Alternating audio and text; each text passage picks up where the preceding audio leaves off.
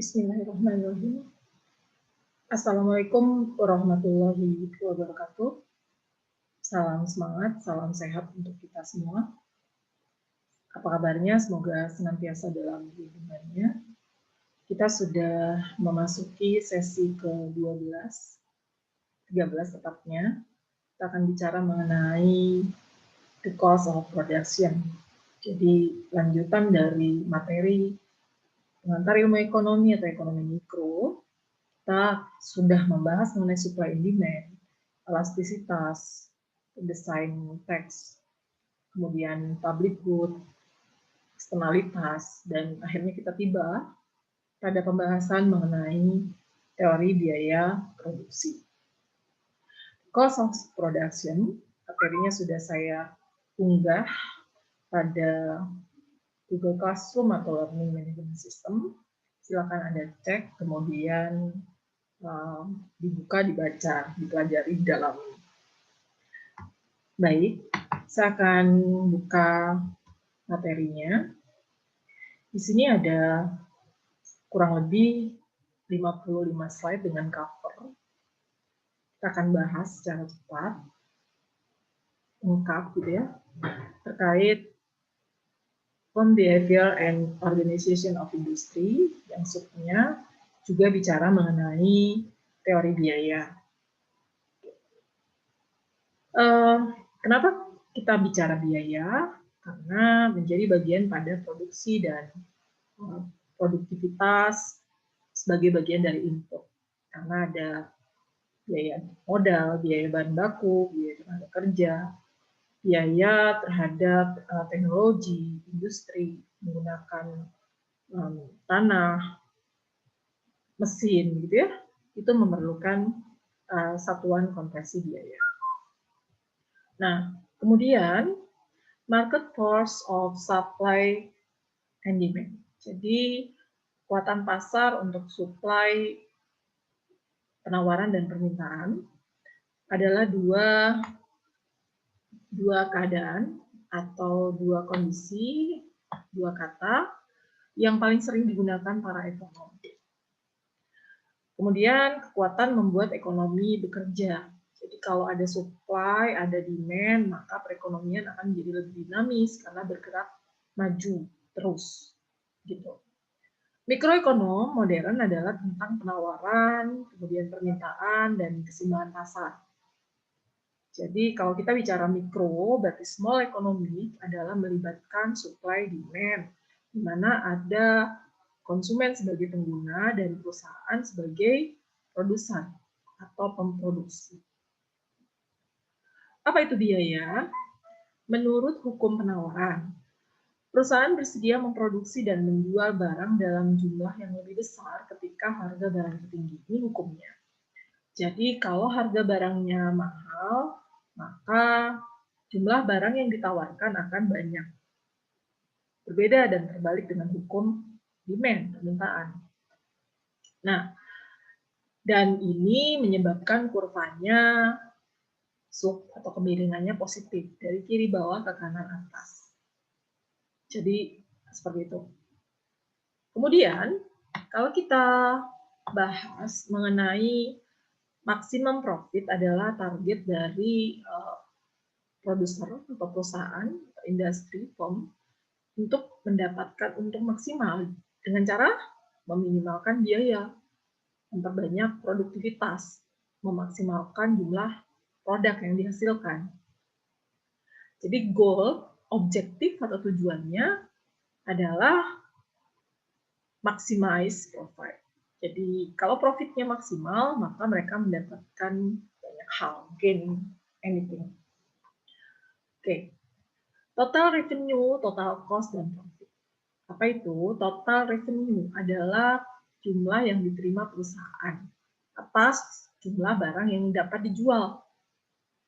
Jadi, key yang diproduksi kemudian dijual kepada masyarakat itu menjadi bagian daripada revenue-nya. Sementara disebut total cost kalau nilai pasar dari input yang digunakan perusahaan. Input itu siapa sih? Ya, kapital, modal, tenaga kerjanya, bahan bakunya, mesin, teknologi, kemudian alat, itu menjadi bagian dari input. Jadi kalau tenaga kerja saja yang digunakan, bisa saja untuk barang-barang yang jasa. Tapi untuk barang modal atau barang produktivitas, itu membutuhkan bahan baku, alatnya, bahan materialnya, seperti itu. Total revenue, total cost, dan profit. Jadi apa sih profit? Profit adalah penerimaan dikurangi biaya atau revenue dikurangi total cost. Jadi seperti itu. Kita tulisnya gini, total revenue sama dengan, ini profit ya maksudnya, saya hapus dulu. Profit sama dengan total revenue dikurangi total cost. Jadi penerimaannya dikurangi biaya faktor inputnya, ini disebut profit. Selisih positifnya ya ini. Selisih positif. Jadi kalau positif dia untung. Jadi tapi kalau dia selisihnya negatif, dia disebutnya bukan profit tapi defisit. Defisit.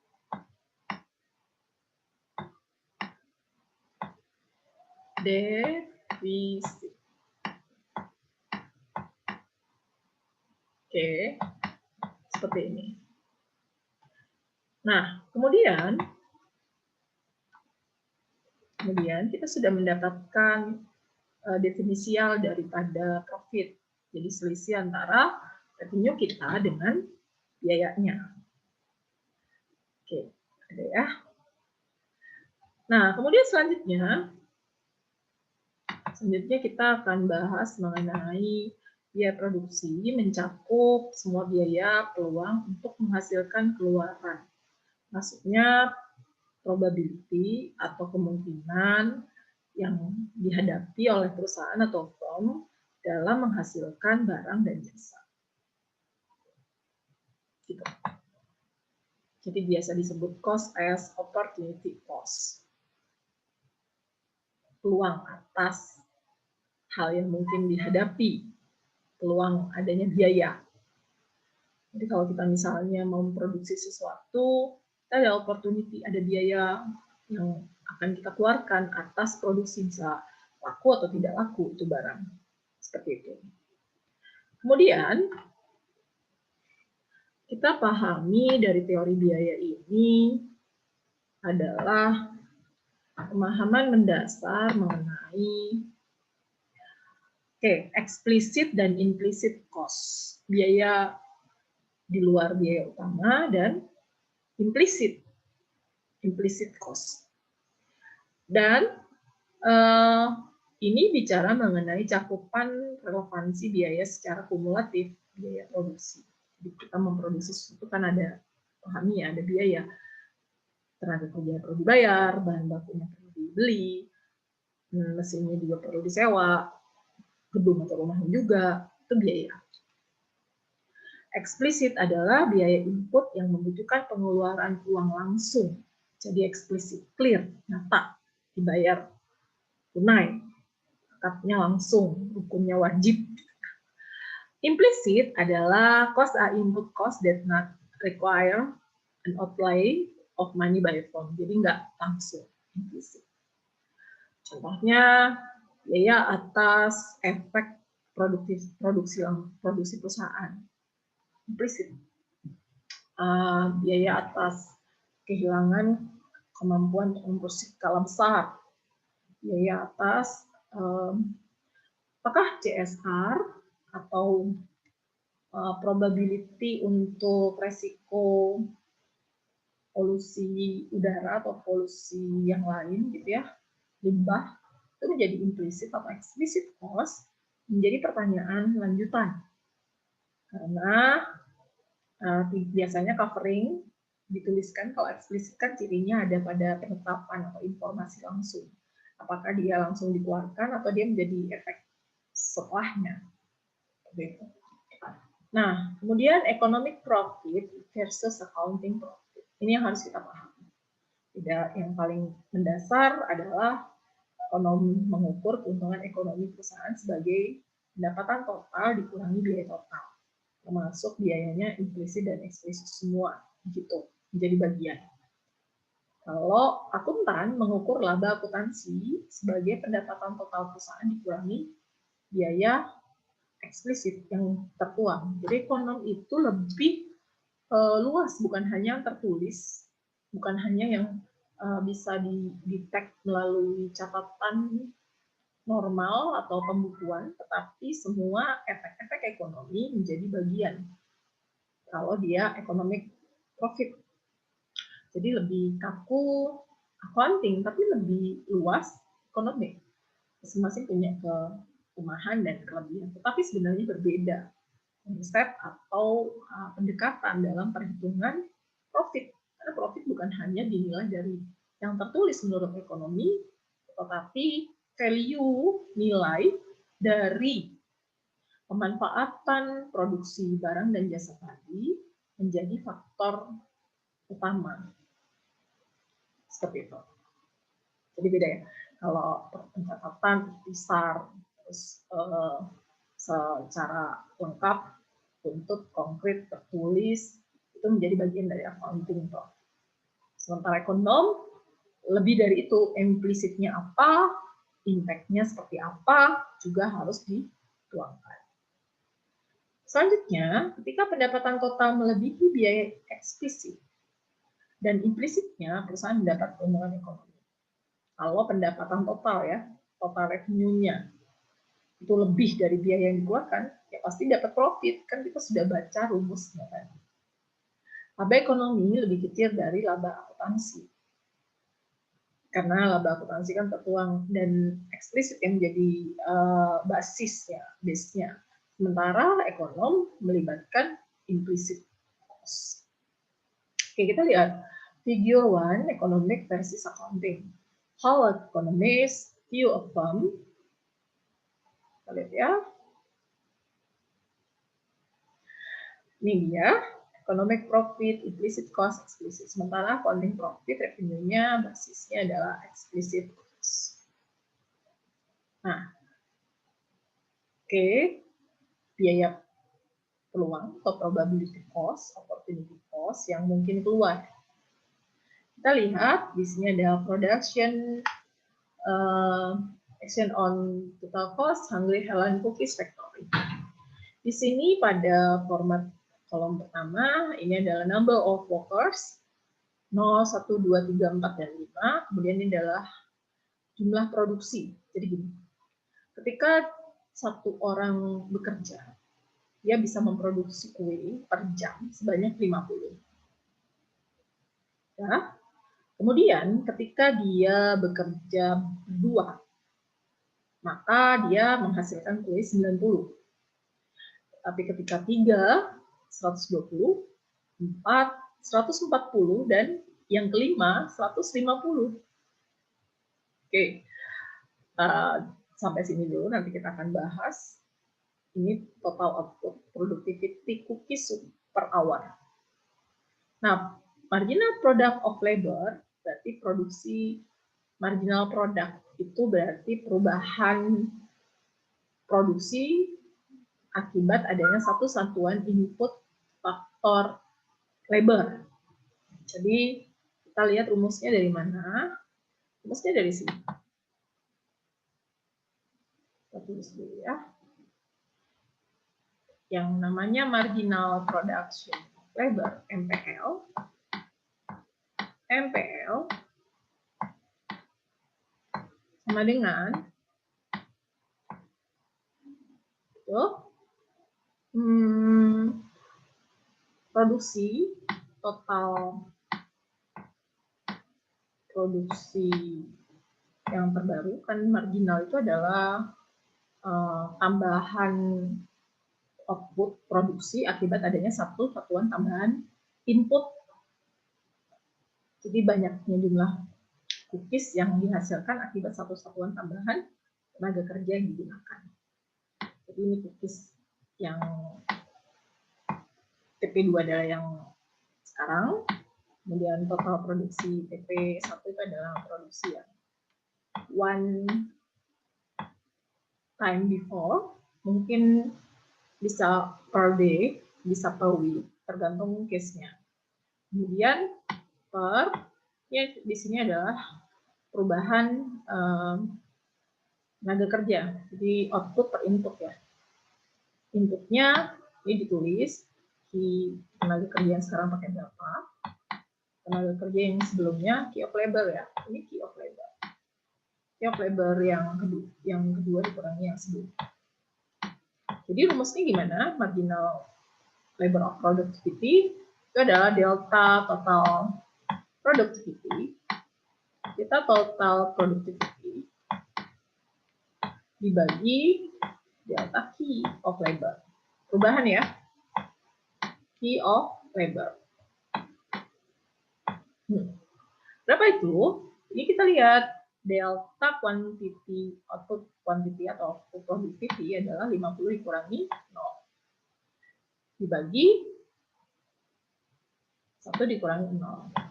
Ya, 50 dibagi 1. Nah, kemudian selanjutnya kita hitung ini hasilnya. Pas ya. Kemudian ini juga 90 kan delta yang terbaru PP2 dikurangi PP1 dibagi Q2, 2-nya 2 dikurangi 1. Ini adalah benar ya. 90 dikurangi 50 adalah 40. Dibagi 2 dikurangi 1. Berarti 40. Dan seterusnya. Jadi, ini juga sama. 30 dari mana? Dari 120 dikurangi ini ya. 120 dikurangi 90. Nah, oke kita lihat. Kalau ada pertanyaan, pada jumlah berapakah tingkat produksi paling maksimal? Pada jumlah tenaga kerja berapakah tingkat produksi optimal tercapai? Dilihatnya dari ya 1.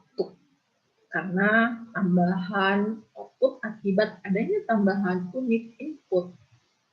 Pada jumlah 1 itu paling tinggi produktivitasnya. Jadi secara rata-rata dia turun ya, ini jadi rata-ratanya 45, ini 40 saja, ini juga tak nyampe 40, 35 atau 36 sekian gitu ya. Jadi 30 terus saja turun. Hukumnya the law of diminishing marginal production. Jadi hukum the law of diminishing ya. The law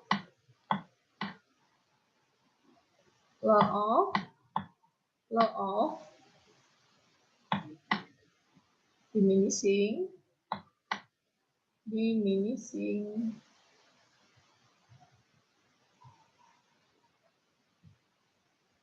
marginal production. Hukum hasil yang semakin berkurang, padahal sih tambah input tambah banyak dong.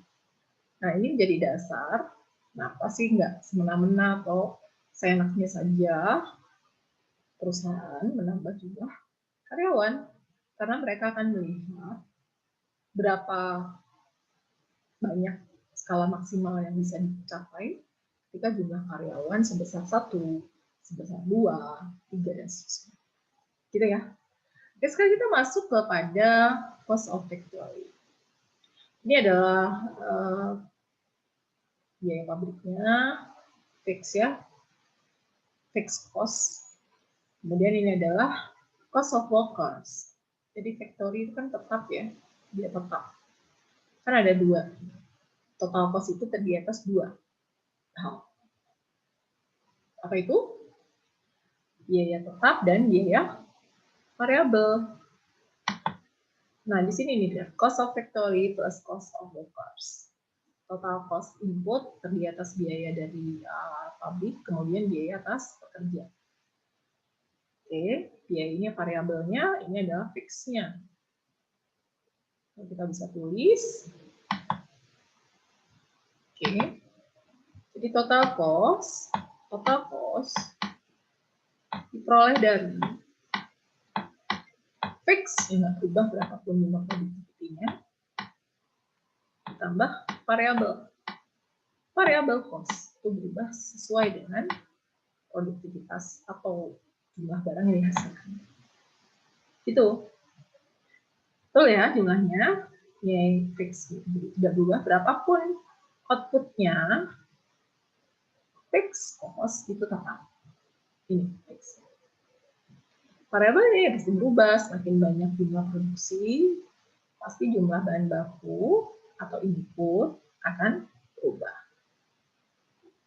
Itu ya. Oke, sekarang kita lihat.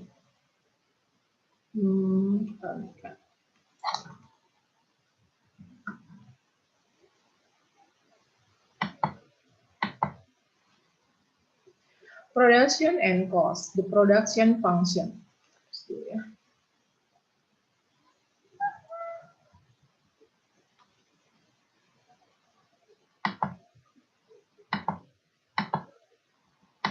Nah, fungsi produksi menunjukkan hubungan antara jumlah input yang digunakan untuk membuat barang dan kuantitas output dari barang tersebut.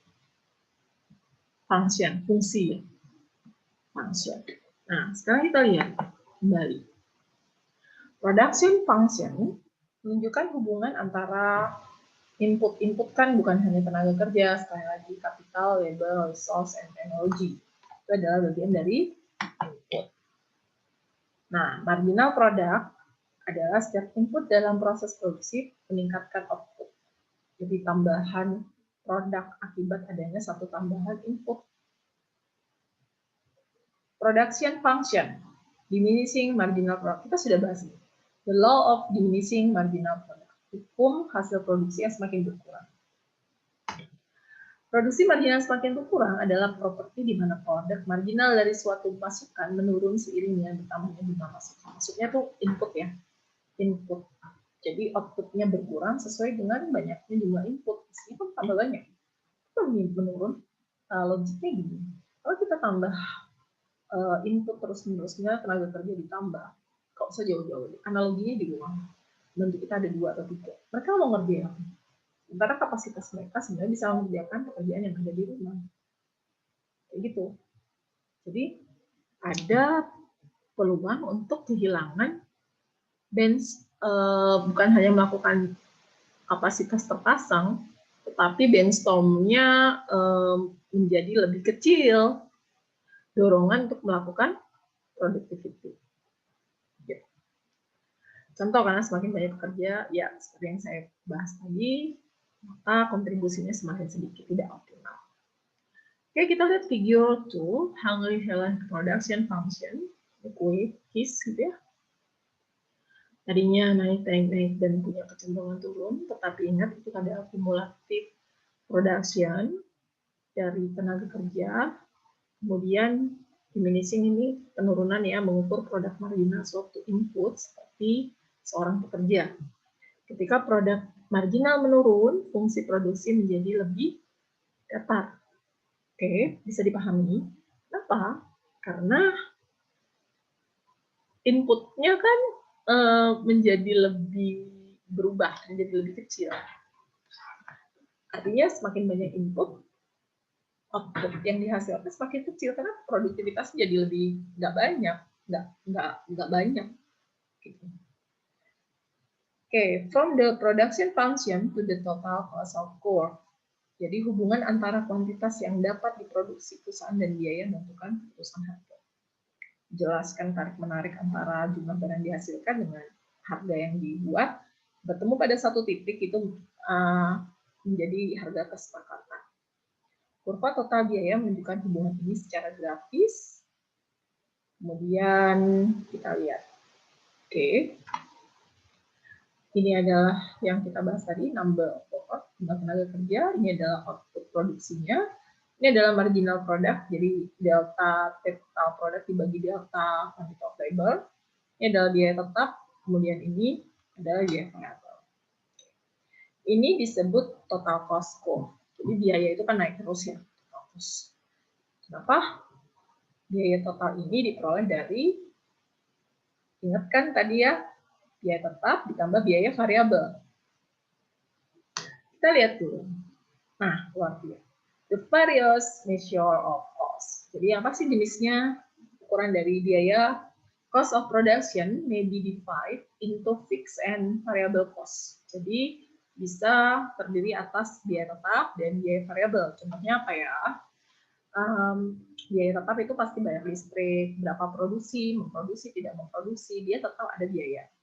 Kemudian biaya atas admin, staff, mereka tetap dibayar dan harus mau ada orderan, nggak ada orderan harus dibayar.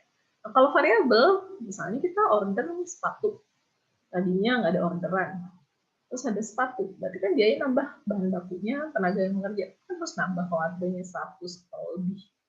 Kayak gitu, makanya disebut variabel. Oke, fixed and variable cost adalah biaya yang tidak berbeda dengan jumlah output.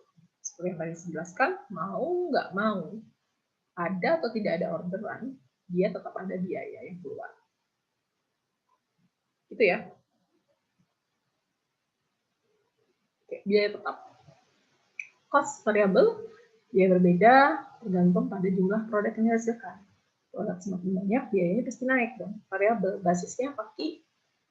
Jika ada Ki-nya, maka variabelnya total cost.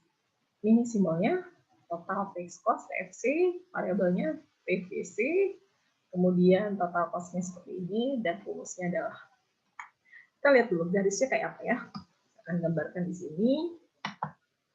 Ini adalah garis seperti biasa ya. Lurus ya, lurus kanan.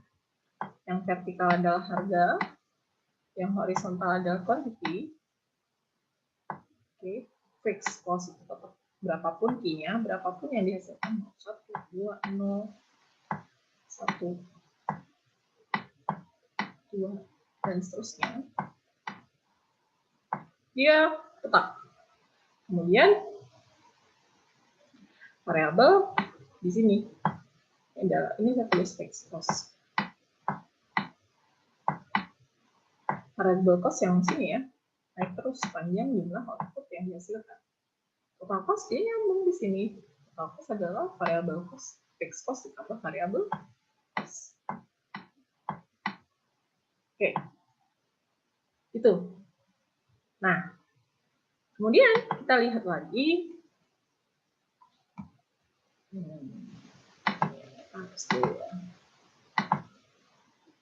Dan untuk praktiknya, seperti pada penugasan, Anda harus menghitung berapa nilai dari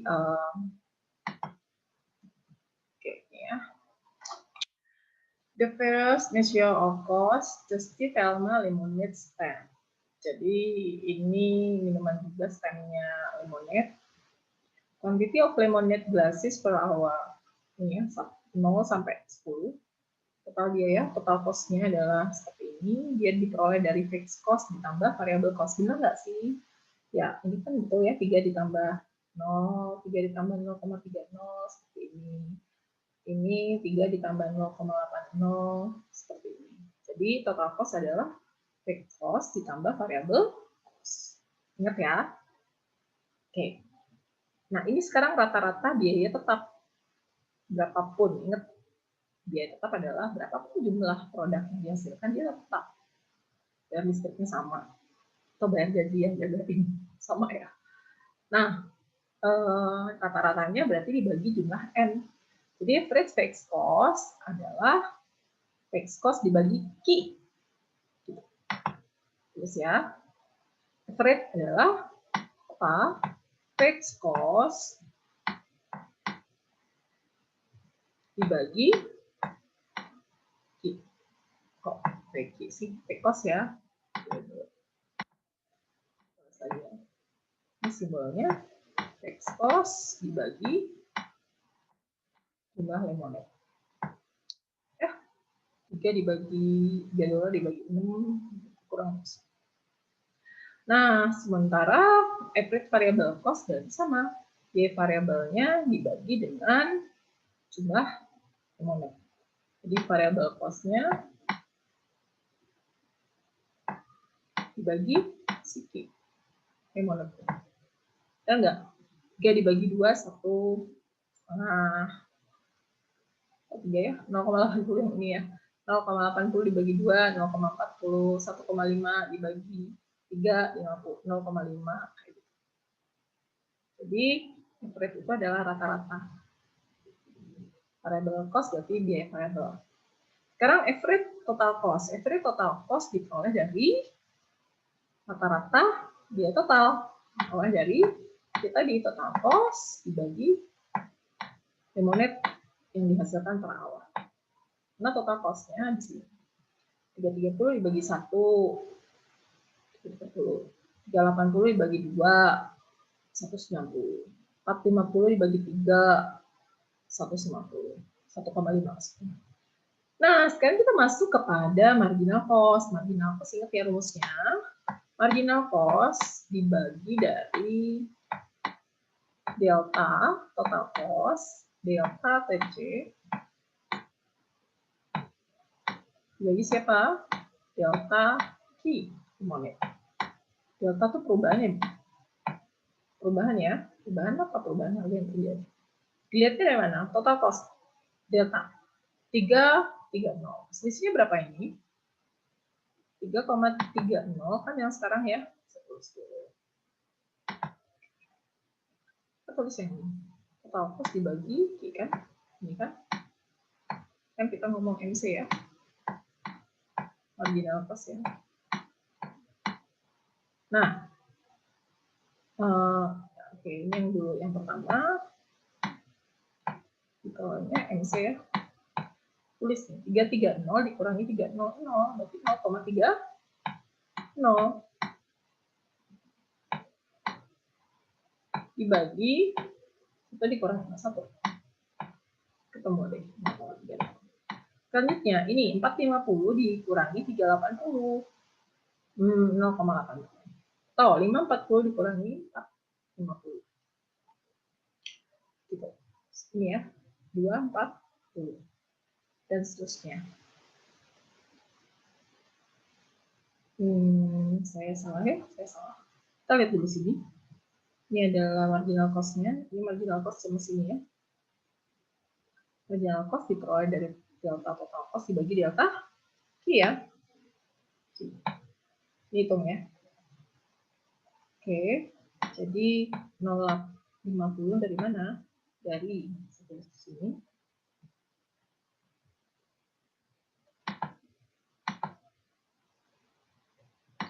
Tiga. Bisa ditulis ya. Aduh. Oke, ini analisnya 380 dikurangi 330, 50 tuh, ya kan? 0,50 kurangi 2 dibagi 2 dikurangi 1. Ini juga 450 dikurangi 370 kan? Ya, 80 kurangi 50. Ini kita bicara mengenai angkanya. Di sini kan 8 dikurangi 5. 45 dikurangi 380 itu kan 70 ya. Ya kan ya? 38 tambah 7, 45. 0,70. Yang ini kita lihat 650 dikurangi 540 kan delta Q. Ini juga kalau mau ya.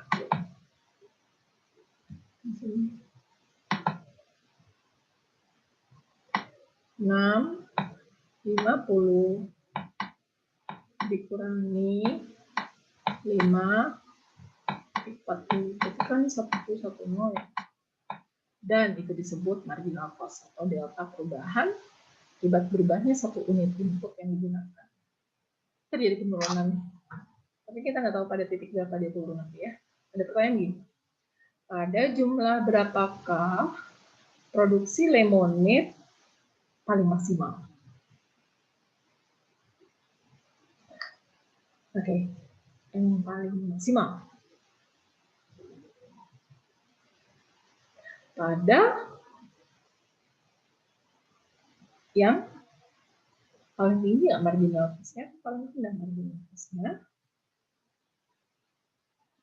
Biaya paling murah pada saat marginal cost paling kecil gitu ya. Nah, tambahan unit input, perubahan tambahan output akibat tambahan unit input yang digunakan. Jadi yang paling baik kalau dia jumlah tenaga kerjanya 15 ya, 15 10 ya. Kenapa? Karena marginal cost-nya tinggi dan nilai produktivitasnya pasti banyak. Gitu. Oke, kita lanjutkan.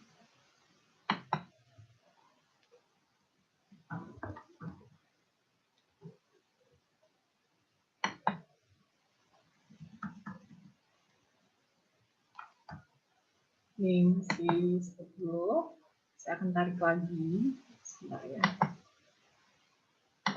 Sudah bahas tadi sampai kepada perhitungan marginal cost, total cost, fixed cost, dan variable cost. Gitu ya.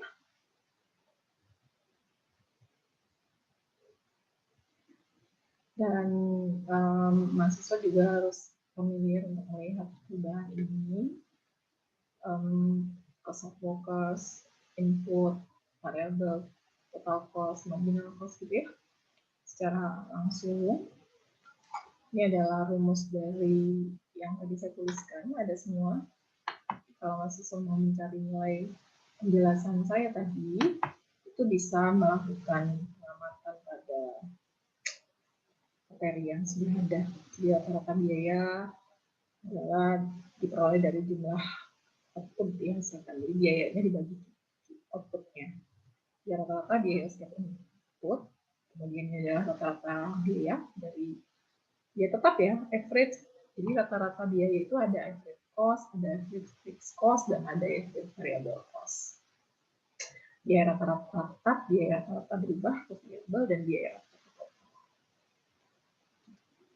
Ini rumusnya, di simbolnya. Harus pahami, kemudian lihat. Oke, ini adalah menghitung lagi yang tadi. Total cost-nya, fixed cost, variable, seperti penugasan, Anda tidak ikuti caranya dan langkahnya. Kemudian gambar jangan lupa yang arah vertikal adalah price, cost, fixed cost, variable cost ya, yang vertikal. Yang vertikal itu yang begini ya. Sini ini adalah P dan teman-temannya.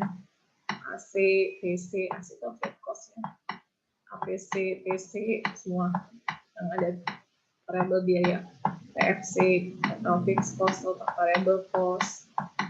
Sini baru kita ngomong key of labor, key of input, key of capital, key of production, key of rent, jumlah produksi. Gitu ya. Dan kita lihat juga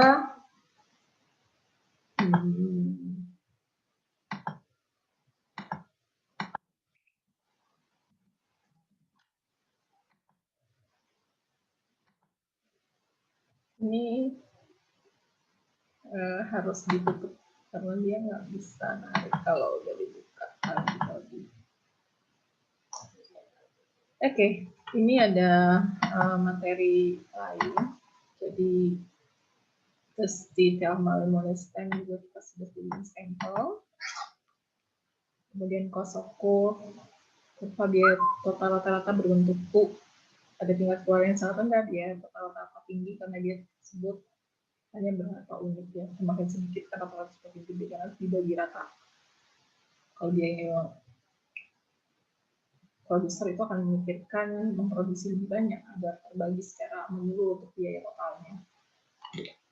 Jadi total cost berbentuk U. Jadi semakin dia banyak yang dihasilkan, ya, ini.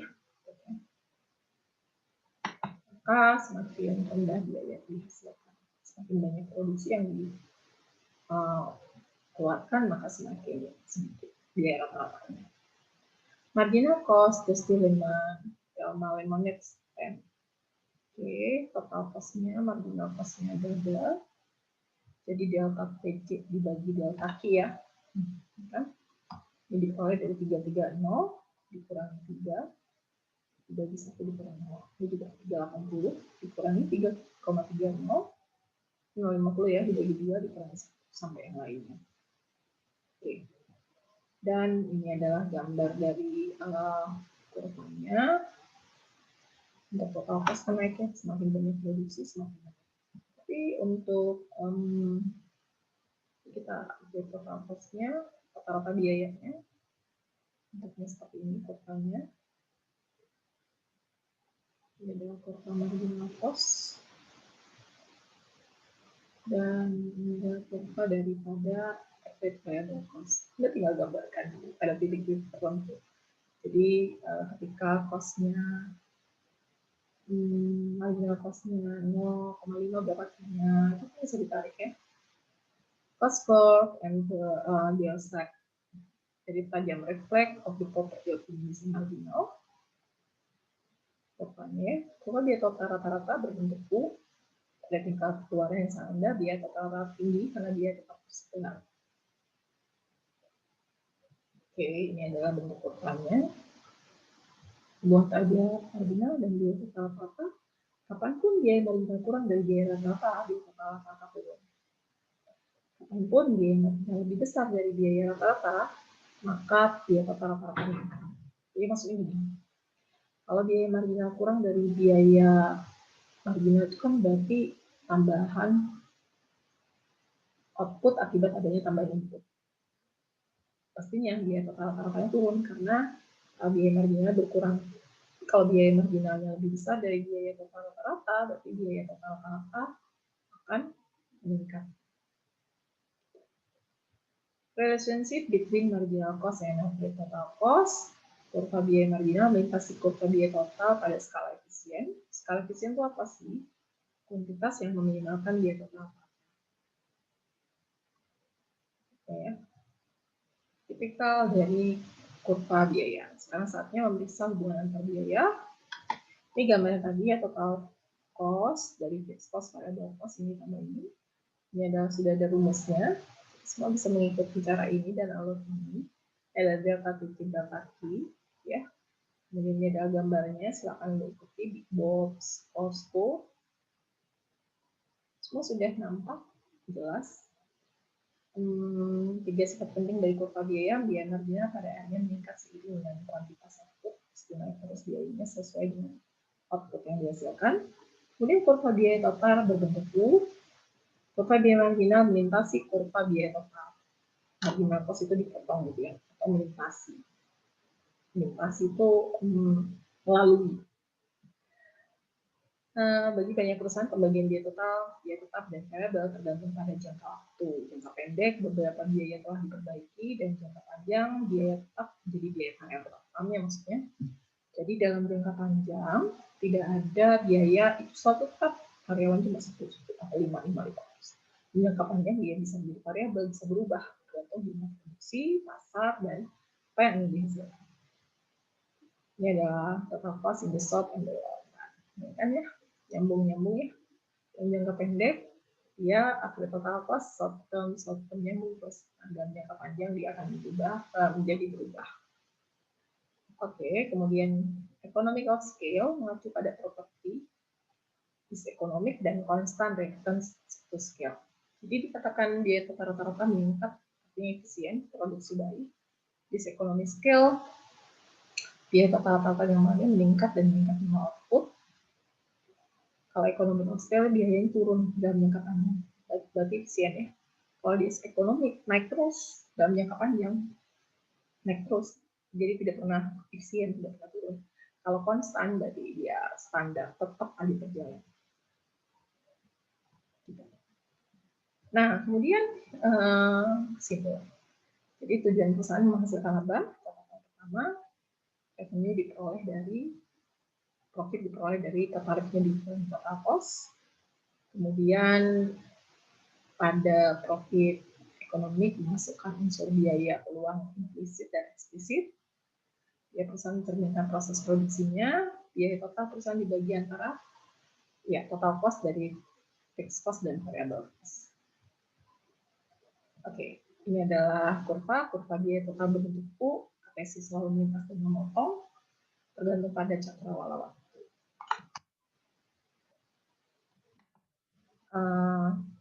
Ya, kita sudah tuntas pada cost of production. Silakan dicoba dikerjakan dengan beberapa contoh menghitung biaya rata, biaya tetap, biaya variabel, marginal cost, kemudian dikumpulkan, dan semangatlah bekerja, mengerjakan tugas-tugasnya, dicoba, salah itu tidak masalah, yang penting adalah proses. Salam semangat, terima kasih, mohon maaf jika ada kekurangan. Sampai ketemu lagi, semangat, dadah. Assalamualaikum warahmatullahi wabarakatuh.